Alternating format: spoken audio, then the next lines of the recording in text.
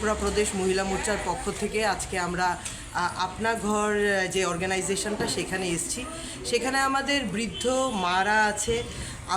আমাদের কেননা প্রথমেই মনে হলো যে আজকের এই শুভ দিনে মায়েদের আশীর্বাদ নিয়ে এই যে নারী শক্তি, এই যে নারী শক্তিকে নমন জানিয়ে এবং ওদের আশীর্বাদ প্রাপ্ত হয়ে আগামী দিনের আমাদের যে রূপরেখা বা আমাদের যে কাজকর্মর ধারাটা, সেটা যেন এখান থেকে আমাদের একটা উইমেন এম্পাওয়ার, মহিলাদের একটা সেফটি, সিকিউরিটি, প্রত্যেকটা ব্যাপারেই যেন আমরা অগ্রসরী ভূমিকা নিতে পারি। কেননা আমাদের প্রধানমন্ত্রী মাননীয় নরেন্দ্র মোদীজি যেই জায়গাতে উনি কাজ করছেন, যেই জায়গাতে উনি আমাদেরকে সশক্ত করার চেষ্টা করছেন, সেই জায়গাতে আমি বলবো আজকে মাননীয় মোদিজির একদম সদ্য সকালবেলা নারীদের প্রতি যে ওনার যে টুইটটি ছিল, আমি একটু পড়ে আপনাদেরকে শোনাতে চাইব।